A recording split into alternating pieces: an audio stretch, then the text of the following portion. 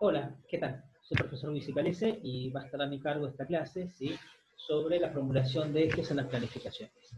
El objetivo de la clase es que podamos ver qué es el eje, abordar qué es el eje como parte integrante de la planificación. La vez pasada vieron con la profesora Diana Pitkin los objetivos de la planificación. Esta vez vamos a empezar a ver el eje, que es otro integrante muy importante de la planificación y de la programación de la enseñanza, y sobre todo vamos a ver qué relación guarda ese eje, que es muy importante en la planificación, con la selección de los contenidos de la enseñanza y con los objetivos y con nuestro planteo general.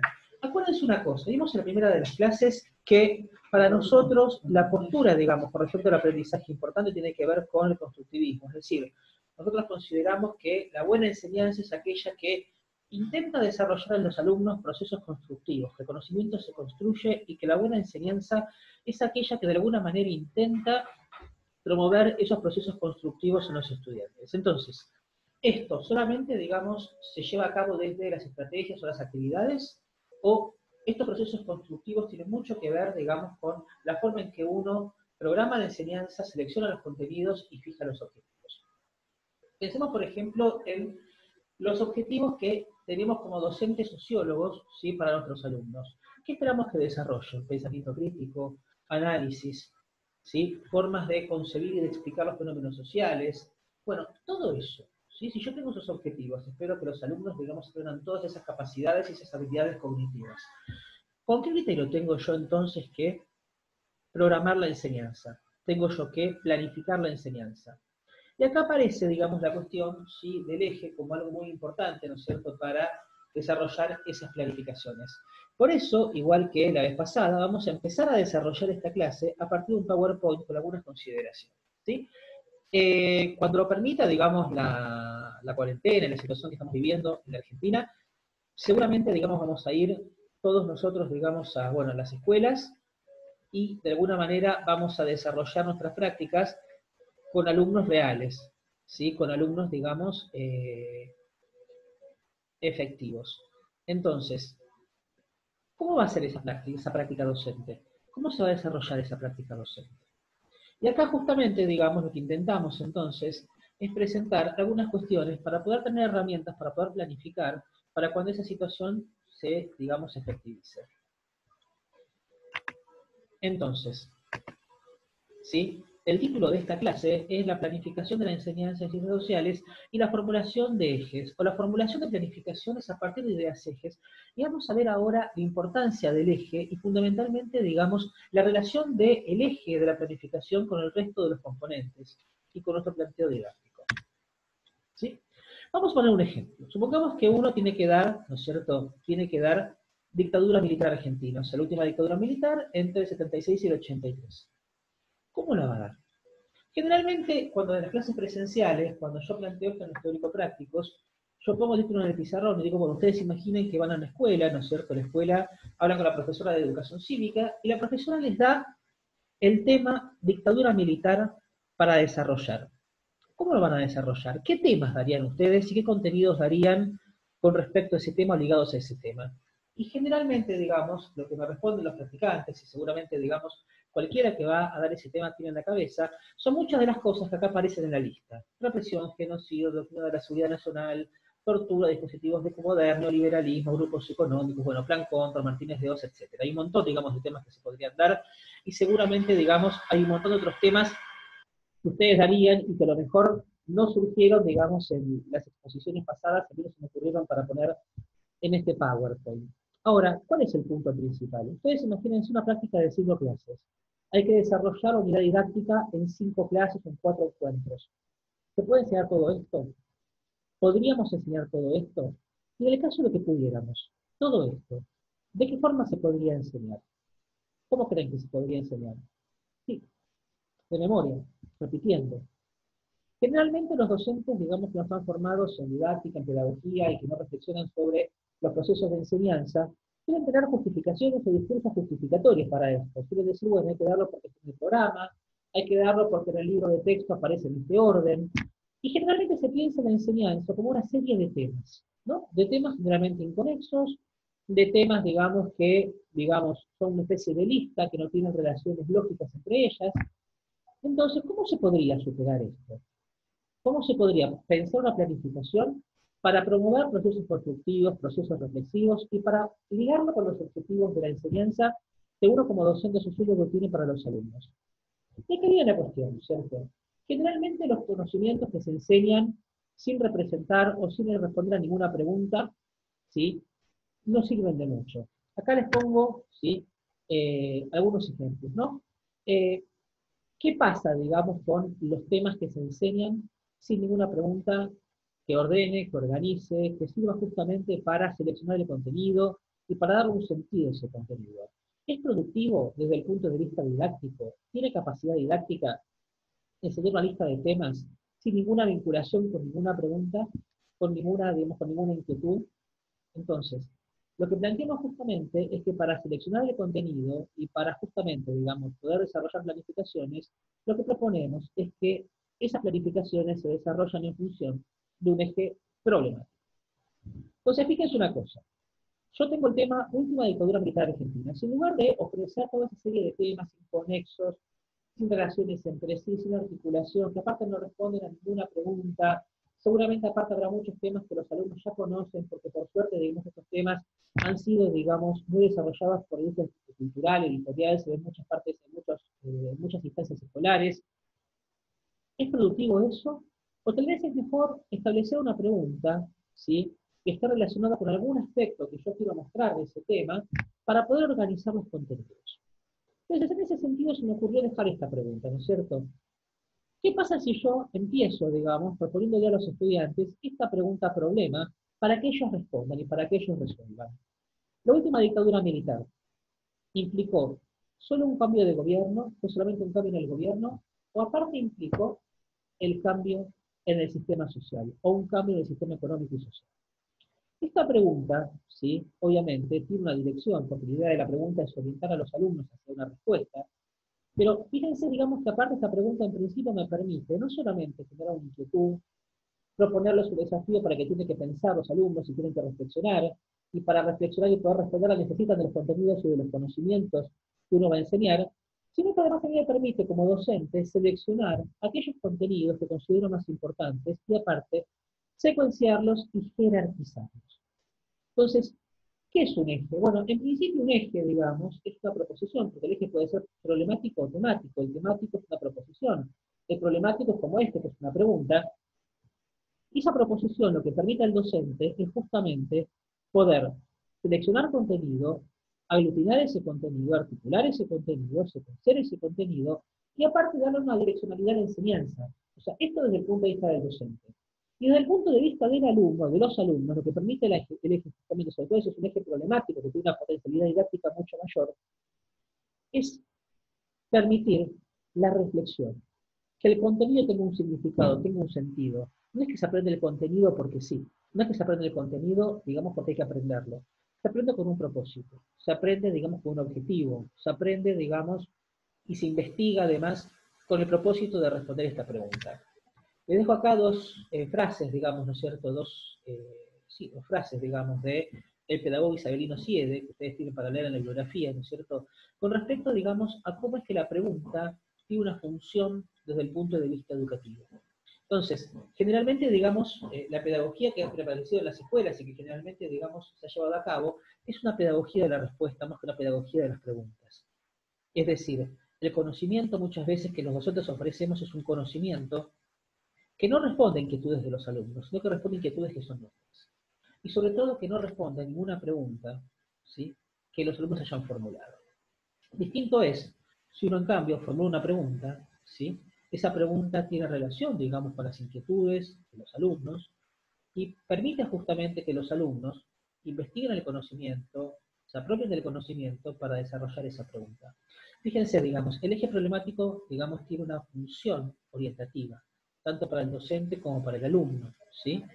Digamos, la pregunta no es para averiguar lo que uno sabe, o para identificar qué conocimientos previos tienen, o para saber, digamos, cuánto no saben los alumnos. La pregunta tiene acá una función que tiene que ver justamente con orientar a los alumnos, primero, digamos, en la búsqueda del conocimiento, en la apropiación del conocimiento, y a los docentes, sí, básicamente, en la selección y secuenciación aparte de los contenidos. Fíjense que se plantea, digamos, acá la cuestión es de otro lugar totalmente distinto. No es dar conocimientos, no es dar saberes ya armados, ya hechos, sino por un lado ofrecer una pregunta que permita, digamos, la aglutinación del contenido y que permita a los alumnos aparte la reflexión, ¿sí? Es decir, pensar a partir de lo que ya saben y aparte generando la necesidad de que ellos vayan a buscar el conocimiento y se apropien del conocimiento para poder responder esta pregunta. Es muy importante que cuando ustedes den sus clases, esta pregunta eje, a través de la cual van a ordenar, digamos, toda la planificación, se la plantea a los chicos, a los alumnos, el primer día de clase. Porque justamente, digamos, el eje es aquello que vertebra, es aquello que organiza toda la planificación. Entonces, ¿por qué, digamos, organizar las planificaciones en torno a preguntas eje? Primero porque las preguntas científicas, digamos, generan, digamos, una avidez por el conocimiento, es decir, no existen, digamos, los conocimientos científicos fuera de preguntas. Fíjense cómo, por ejemplo, se construye conocimiento científico en los ámbitos científicos, en las comunidades científicas. Siempre se desarrolla en función de preguntas, nunca está desconectado el conocimiento de la pregunta. Y sobre todo porque, si el conocimiento científico propone, digamos, propone de alguna manera un recorrido conceptual para los alumnos, es decir, propone, digamos, un camino del conocimiento para que los alumnos se vayan apropiando del saber. Y otra cosa importante también, digamos, ¿no es cierto?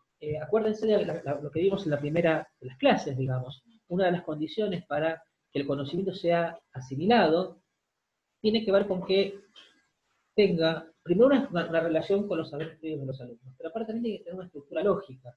El saber que se presenta no se puede presentar inconexo, no se puede presentar sin ningún tipo de conexión. Lo que genera justamente, digamos, el eje, es que ese conocimiento se aglutina, ese conocimiento se articula y se presenta, digamos, organizado en una red conceptual, ¿sí? Entonces, en principio, estas son las razones por las cuales, digamos, proponemos organizar las planificaciones en torno a ejes problemáticos. ¿Qué es un eje, entonces? Un eje es una idea, digamos, un problema, una proposición propia de la disciplina, que tiene que permitirle al docente, por un lado, recortar el tema, ¿sí?, que va a abordar. ¿Por qué razón? Porque supongamos que yo tengo, volvemos al primer eje. Supongamos que yo me pregunto, ¿no es cierto?, que yo le pregunto a los alumnos para la dictadura militar argentina si la dictadura fue solamente un cambio en el gobierno o implicó aparte un cambio en el sistema económico y social. Si yo tengo que recortar el conocimiento, recortar el contenido, para armar una planificación en función de ese eje, va a haber ciertos temas y ciertos contenidos que van a estar mucho más por encima, van a ser más importantes que otros. Y hay otros que directamente o van a tener un rol muy secundario o directamente no van a estar. Por ejemplo, digamos, si yo tengo esa perspectiva, digamos, y pretendo trabajar con ese eje, o sea, la dictadura militar fue solamente un cambio en el gobierno, o aparte fue un cambio en el sistema económico y social, por ejemplo, el programa de Martínez de Oz, el rol de los grupos económicos dominantes, digamos, van a tener un rol fundamental, digamos, ¿sí? ¿Por qué razón? Bueno, porque básicamente, digamos, es lo que yo quiero visibilizar. Yo quiero que los alumnos justamente vean, digamos, que el proceso militar no implicó solamente, digamos, un cambio en el gobierno, sino que aparte produjo un cambio, digamos, económico y social ligado al neoliberalismo, a las políticas de los sectores más concentrados de la economía, etc. Entonces, permite justamente, digamos, seleccionar, secuenciar y estructurar el contenido. Esto es muy importante. Hay contenidos que directamente, probablemente, digamos, no entran en la planificación. Por ejemplo, Malvinas. ¿Es un contenido importante trabajando con este eje? Lo es, pero a lo mejor, digamos, no tanto como otros. Y como son, digamos, y como aparte son pocas clases, probablemente es un contenido que queda fuera o que solamente se nombre. ¿Sí? Va a haber contenidos que se van a trabajar en profundidad y otros que solamente se van a nombrar o que se van a trabajar con mayor superficialidad. ¿Sí? Entonces, fíjense cómo, aparte el eje, lo que hace, digamos, es justamente organizar, ordenar un poco también la tarea docente, no solamente, digamos, el aprendizaje. Acá les pongo ejemplos de eje, entonces, ¿no? Digamos, bueno, de la dictadura militar, digamos que ya lo vimos, pero, por ejemplo, si yo quiero trabajar derechos humanos, ¿no? Y yo, por ejemplo, observé, digamos, en los alumnos que muchos de ellos creen que el derecho es una cosa intrínseca a uno, ¿no es cierto? Supongamos que uno tiene que dar clases en por ejemplo, en una escuela secundaria, en donde existe, digamos, un aprendizaje previo con respecto a los derechos, y esos derechos, de alguna manera, son vividos, son sentidos como algo intrínseco a las personas, o como una cosa, digamos, que están dadas. yo puedo trabajar desde la sociología que esos derechos no son solamente algodados, sino algo que se construye, que se conquista, y en donde la organización social, política, los partidos políticos, los movimientos sociales, el sindicalismo, el movimiento obrero, el movimiento de mujeres, tienen, por ejemplo, un rol importante. Entonces, yo puedo trabajar con este eje. Los derechos humanos, ¿se poseen o se conquistan? Entonces, ¿qué es lo que pasa? Tengo que mostrar justamente, tengo que dar todas las herramientas conceptuales, los contenidos a los alumnos, para que ellos justamente puedan ir respondiendo a esta pregunta y justamente orientándose hacia la idea de que los derechos se conquistan, que los derechos constituyen conquistas, digamos, que requieren, digamos, organización. Piensen entonces todo el contenido, digamos, que ustedes seleccionarían con este eje, los ejemplos que seleccionarían, los casos que analizarían en el aula, las actividades que propondrían, ¿sí? Que dependen justamente, digamos, de este tipo de eje. Si yo propusiera otro tipo de, por ejemplo, de eje vinculado con los derechos humanos, por ejemplo, los derechos humanos, ¿son para todos o son para algunos? ¿Sí? ¿Son derechos y son para algunos? Bueno, ese es un eje totalmente distinto, digamos, me lleva a otro tipo de planificación, a seleccionar otro tipo de contenidos y a jerarquizarlos de otra manera y secuenciarlos de otra manera y trabajar con otros ejemplos. ¿Sí? Acá les dejo, por ejemplo, otros ejes, ¿no es cierto? El eje 1 sobre poder. Fíjense una cosa, ¿no es cierto?, en este eje sobre poder, porque el tema es poder. Se trata de alumnos que tuvieron que dar el tema Foucault, ¿sí?, en materia de sociología del CBC. Y fíjense que el tema es poder, obviamente, digamos, ¿no? De Foucault, digamos, el tema más importante es poder. Ahora, fíjense que acá ellos plantearon, digamos, dos tipos de ejes en relación a dos tipos de elementos que ellos quisieron visibilizar. En el primero preguntaron si el poder se puede tener. O sea, si el poder se tiene o si el poder se ejerce, sería, ¿no? Obviamente mostrando que Foucault justamente establece, sostiene, que el poder no se posee, que el poder se ejerce, porque el poder no está en los individuos, sino que está en las estructuras. Mientras que el otro eje en realidad no hace tanto hincapié, digamos, en el tema del poder, sino que hace más hincapié en el tema de las instituciones. Justamente se pregunta, ¿somos las personas quienes hacemos las instituciones? Eso está claro, obviamente, o también son instituciones las que hacen a las personas. Entonces, lógicamente, ahí está, digamos, el eje puesto, por ejemplo, en los procesos de socialización, en las estructuras de poder, en cómo las estructuras de poder construyen identidades y construyen, digamos, subjetividades, ¿sí? Entonces, fíjense cómo, digamos, la construcción de ejes tiene mucho que ver, digamos, con varias cuestiones. ¿Sí? ¿Con qué tiene que ver entonces la construcción de ejes? Tiene que ver, digamos, con los objetivos del proyecto, esto es muy importante, ¿sí? Porque, como dijo la profesora Diana Pipkin en la clase anterior, digamos, los objetivos son aquellos que direccionan, digamos, la enseñanza, ¿sí? Si yo, por ejemplo, tengo como objetivo que los alumnos, en el caso de Foucault, ¿sí?, identifiquen las tecnologías de poder que constituyen, digamos, a las subjetividades y que aparte identifiquen en qué medida las subjetividades están construidas por relaciones de poder, bueno, ese eje, digamos, es mucho más afín y mucho más coherente, digamos, con ese eje, ¿sí? Y con esos objetivos. Con el posicionamiento disciplinario, esto es muy importante, ¿sí? El eje que uno construye tiene que tener una vinculación muy fuerte y tiene que estar muy fundamentado en la disciplina. ¿Qué significa esto? El eje, ¿sí?, es un problema que tiene que ver con la disciplina. Uno no puede olvidarse que está enseñando sociología, en este caso, o que enseña alguna materia, digamos, alguna construcción escolar, por ejemplo, educación cívica, que no es una ciencia en sí misma, sino que es una construcción de la escuela, pero desde la perspectiva sociológica.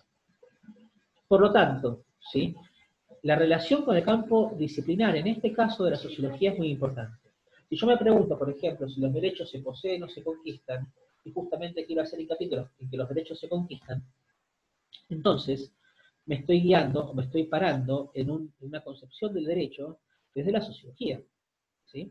La otra concepción es el derecho natural, que no es una concepción, digamos, que la sociología tenga como propia de la sociología, ¿sí? Entonces, por un lado eso, tiene que ver con los objetivos, esto es muy importante, los objetivos del proyecto didáctico.